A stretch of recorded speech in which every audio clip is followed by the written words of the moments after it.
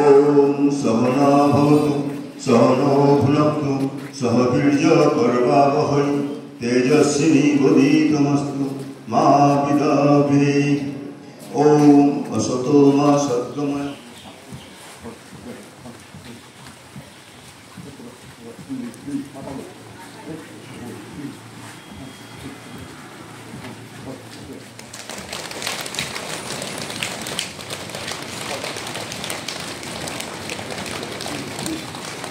Drum. 6, 7, 8, 9,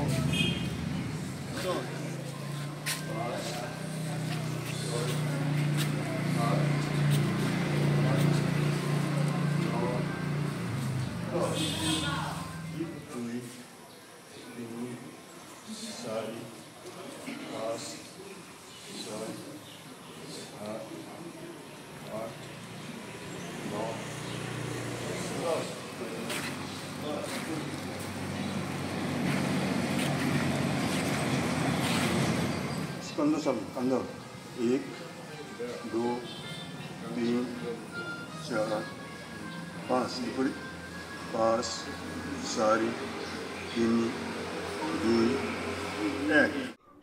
আমি বৰনগৰ পতঞ্জলি যোগ সমিতিয়ে যোৱা 2008 চনৰ পৰা ইয়াত কৰি আছো আৰু এনেকে 2014 চনৰ পৰা যেতিয়াৰ পৰা আন্তঃৰাষ্ট্ৰীয় যোগ দিৱসটো ডিক্লেয়াৰ কৰা হৈছে তেতিয়াৰ পৰাই আমি প্ৰত্যেক বছৰে এনেকে ধৰণে এই যোগ দিৱসটো পালন কৰি আছো। প্ৰত্যেকবাৰ আমাৰ ৰাইজৰ সহাৰি যথেষ্ট পাইছো।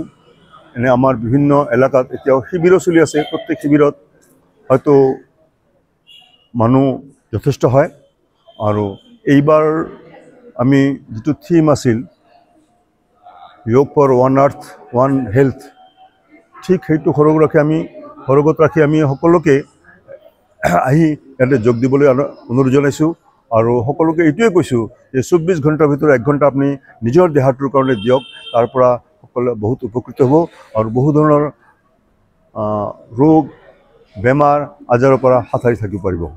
প্ৰাক্তন সৈনিক সন্থাৰ পৰাও আছে আৰু বিজেপি ভাৰতীয় জনতা পাৰ্টিৰ ব্লকৰ পৰাও আছে। তেওঁলোকেও সহায় সহযোগিতা কৰিছে এইটো আৰু সেইকাৰণে বস্তুটো বহুত ভাল হৈছে। স্বচ্ছ মণ্ডলৰ সাফল্য একদম পুৰা সাফল্য হৈছে। আমি ভবা নাছিলোঁ যে এনেকুৱা ধৰণৰ 100ৰ ওপৰ হ'ব, আমি ভবা নাছিলোঁ। সমগ্ৰ বিশ্বই যোগ দিৱসৰ বিষয়ে অৱগত হৈছে।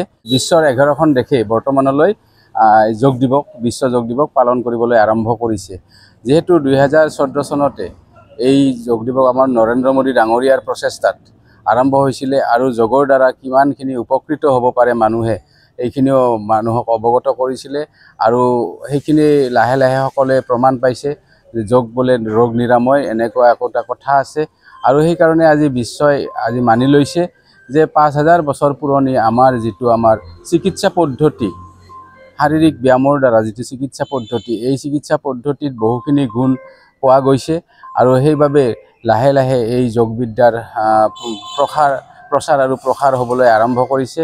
আৰু নৰেন্দ্ৰ মোদী ডাঙৰীয়াক ধন্যবাদ জ্ঞাপন কৰিছোঁ এই কাৰণতে যে তেখেতৰ বলতে আজি তেখেতৰ শুভ বুদ্ধিতে আজি বিশ্বই মানি ল'বলৈ বাধ্য হৈছে।